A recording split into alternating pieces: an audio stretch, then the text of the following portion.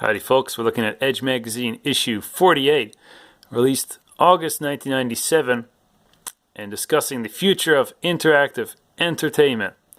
And we see The Lost World, the sequel to Jurassic Park, and while I'm making this, I hear that the sequel to the re-release of the Jurassic Park series is also being made.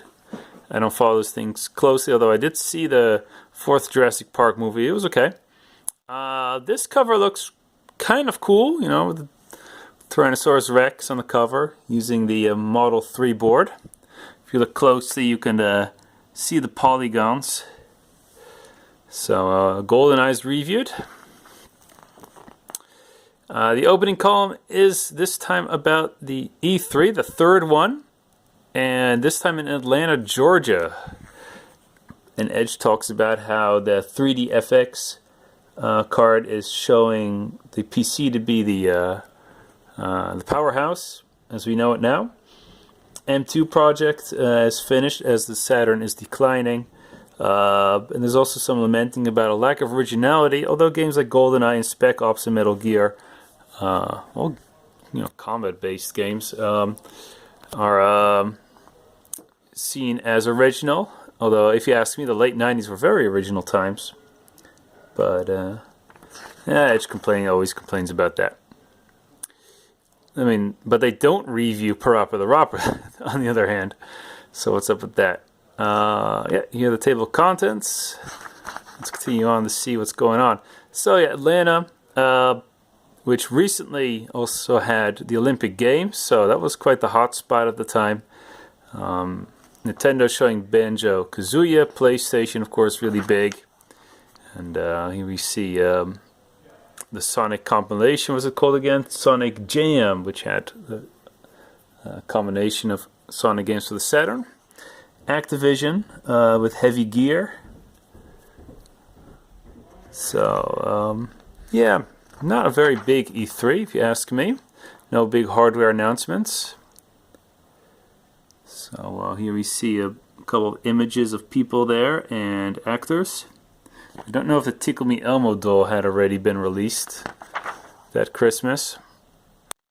Okay, so SNK with their 64-bit hardware, with Samurai Spirit 64 as an example. Also this game, Round Trip, none of them big successes.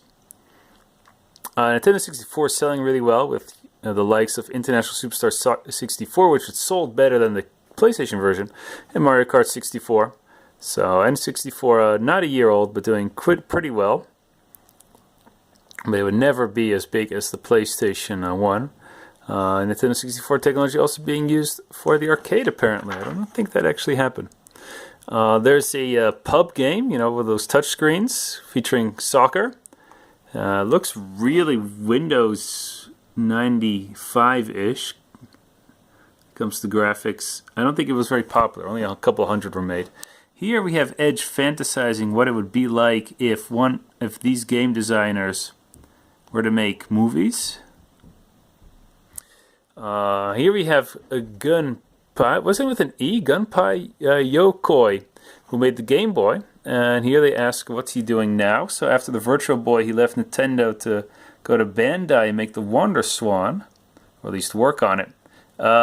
Tragically, briefly after this article, he died. He got hit by a car. He was only 56 years old or something.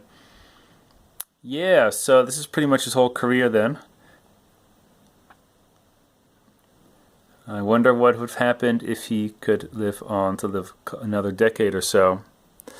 So, quite tragic that he died after this. What's hot and what's not? Well, Daikatana is not hot with a bad frame rate. So, Gettysburg by Sid Meier apparently looking good. GoldenEye kicking ass. Okay, so the new media. I've never heard of this band, Cold Cut, I think they're called. They have some CD, interactive CD.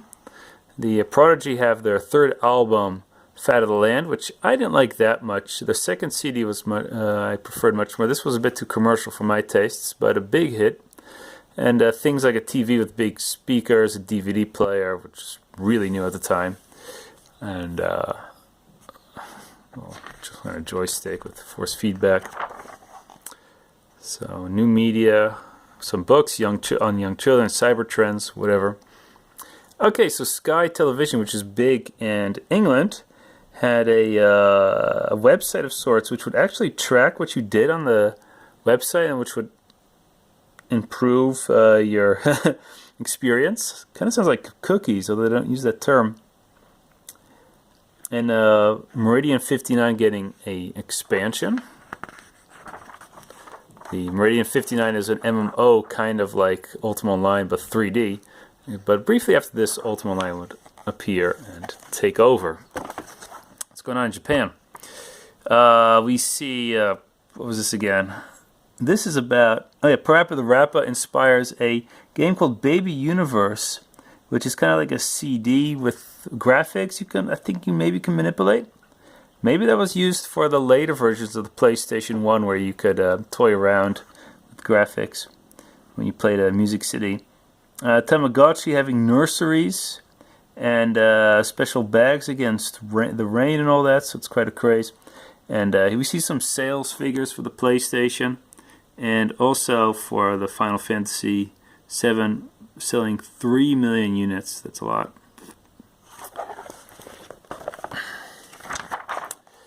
3DFX, top of the world at the time. They were making the hardware which games on the computer would be demanding to get the most out of them. The Voodoo 1 and 2 chips were very popular, but they, even though they talk about Direct 3D by Microsoft, it was Microsoft, right? I don't remember. They would not use it for later chips, and that would be a problem. I think maybe focusing on OpenGL. So, but at the time they're very proud of what they've done, and you have to admit, at the time you had to have a Voodoo card to play the awesome, cool games. So Messiah, pre-screen alpha. I'm not sure what these other games are. I don't spend too much time looking at the alphas because they're just pictures. Panzer Dragoon Saga, Dead or Alive, the first one. So yeah, F-Zero X, Ocarina of Time. This Temple of Time looks really small, don't you agree? I remember it being much bigger. I don't remember these lizards either.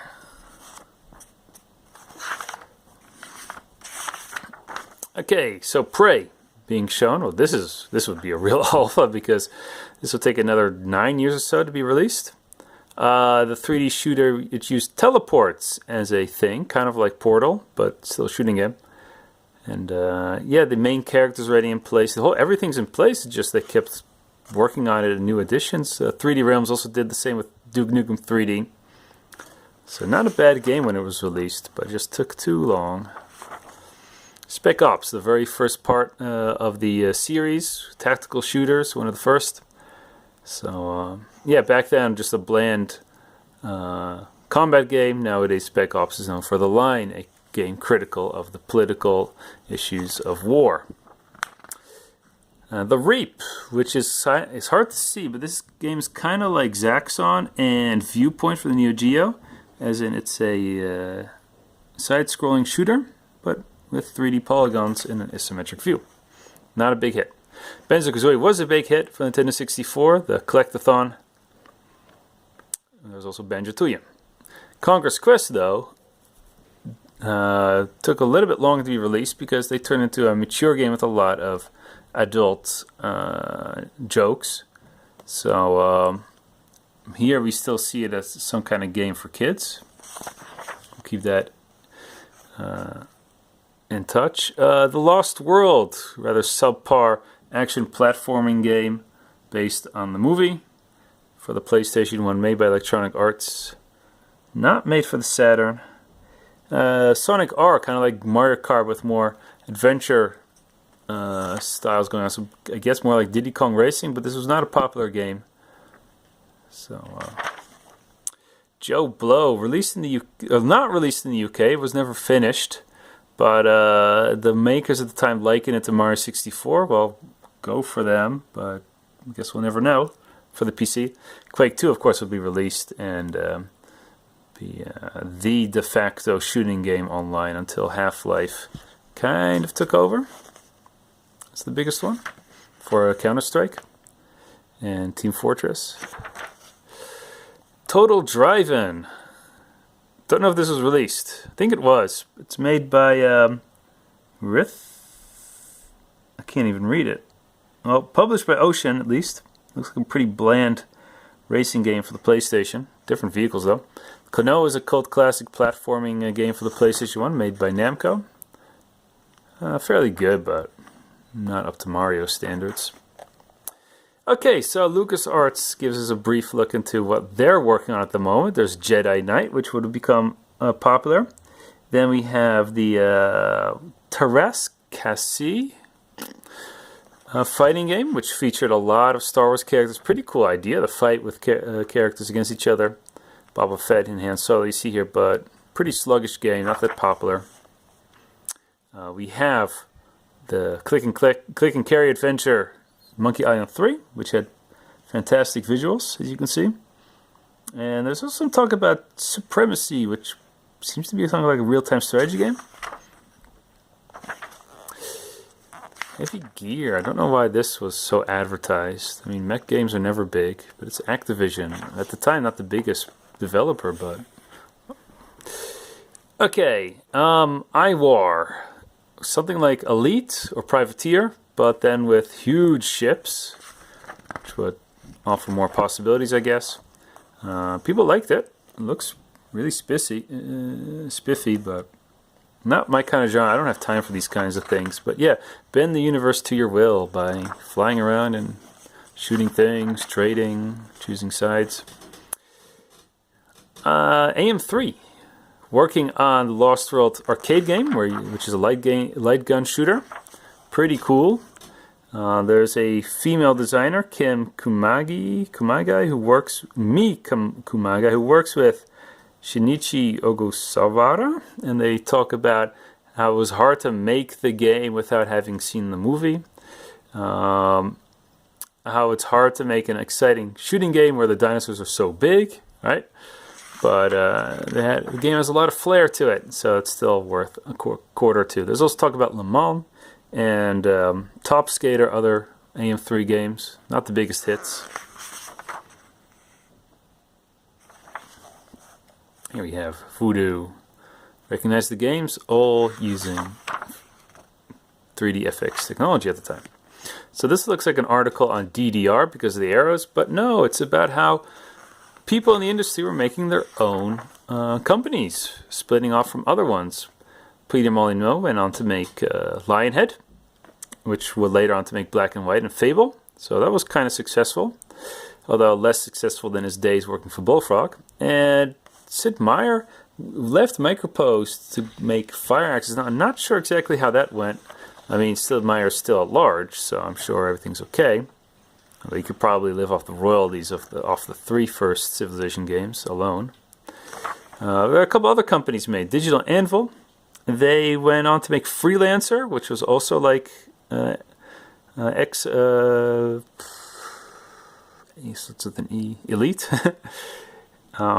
We have Mookie Foot, who split off Bullfrog, and they went on to make Chaos Control, was it Urban Chaos, which was somewhat popular.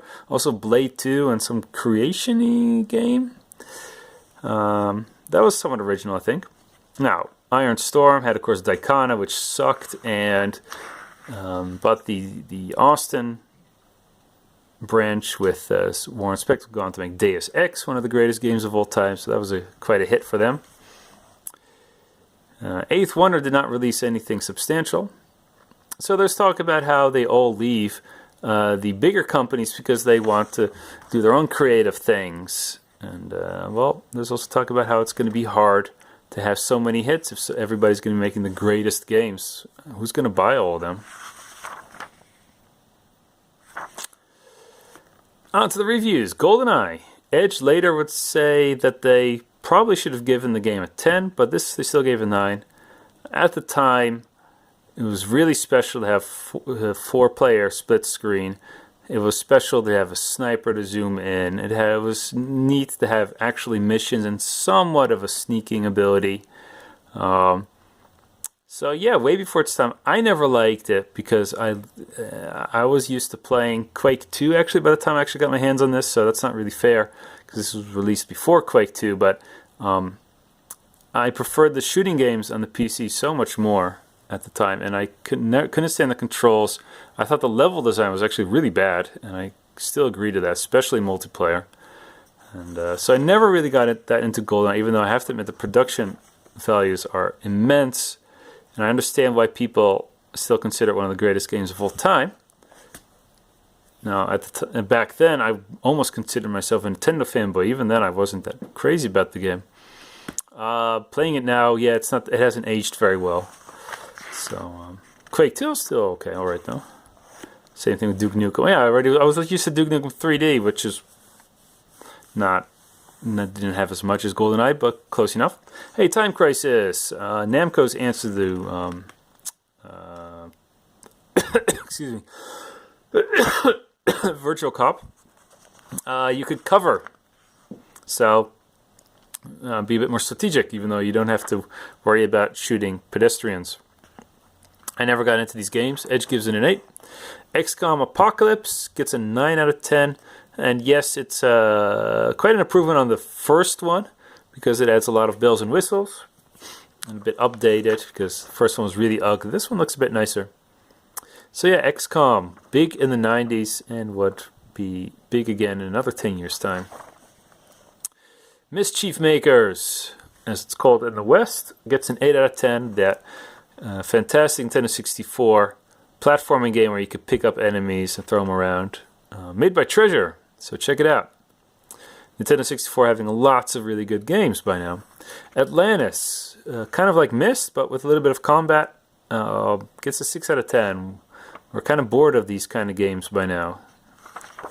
Looks beautiful though, I have to admit to that.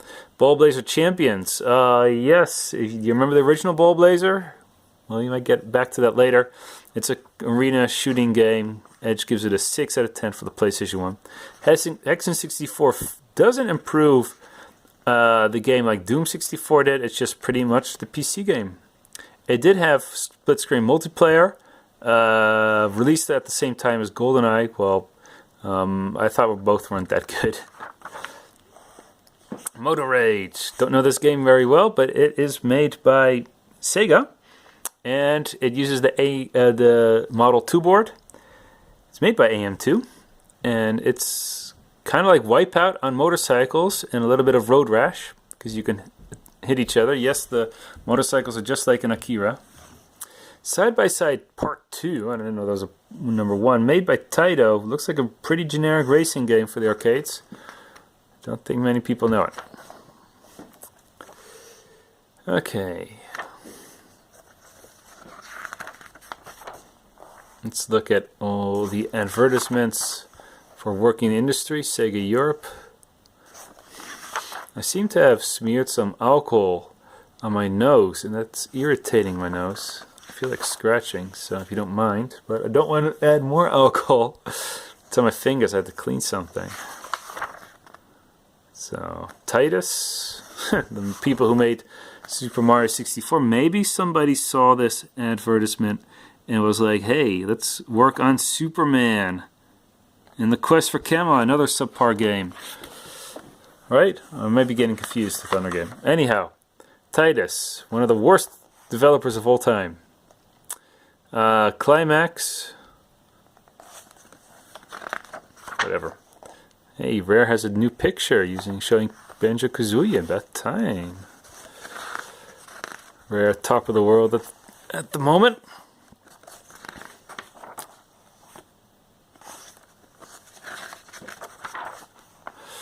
Gallery showing off pictures. Is this iWar? I think it is. Don't know this game. Sand Warriors. Oh yeah, we looked at that earlier. Well, it looks a bit like Geiger, but not quite as awesome. Giger, I mean. Some kind of mini mech warrior. What's his name? Virtual On. No, this is Guy Brave. I don't know which game this is. Some kind of Maria. Final Fantasy Tactics. I've never played Final Fantasy Tactics. Can you believe that? I played the Game Boy version, though. Game Boy Advance. Okay, so here's Bull Blazer, the original. Yeah, you shoot at each other using hover tanks of sorts. Made for the Commodore 64. Yes, it was kind of 3D, so not quite as good as Super Mario Kart against each other, but hey, it's a Commodore 64 game. Check it out. Sonic Jam, the compilation of older Sonics. Emulator for Sega System 16 with games like Shinobi and Golden Axe. Oh yeah, what was here? Well, this was interesting because Peter Molyneux has a little column talking about if everybody's splitting off from their own company to make their own. Who's gonna be able to profit if so many great games are being made? Yeah, he also thinks there's a lack of originality.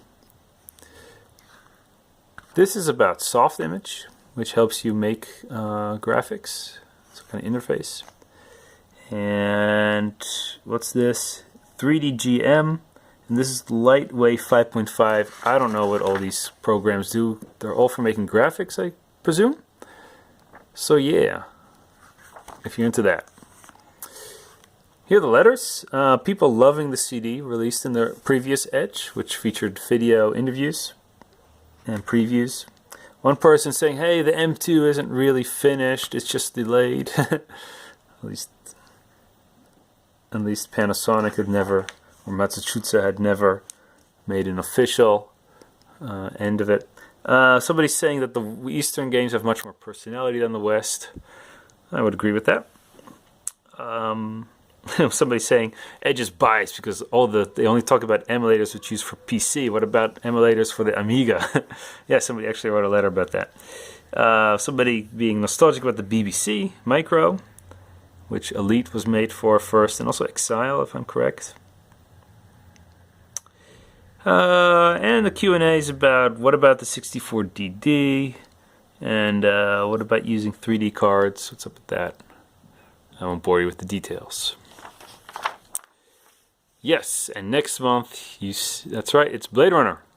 Blade Runner, the video game, will be looked at. And so that's a big thing. Westwood's greatest click and carry adventure game. And that's the end of Edge 48. We see some more dinosaurs looking very shiny. They don't look that good, do they? So good to have you again. I want to do 4 more before the end of the year, so I've done 52 this year, so let's hope I make it. It's December 15th today, so better get cracking. Hey, thanks for listening, and I'll see you next time.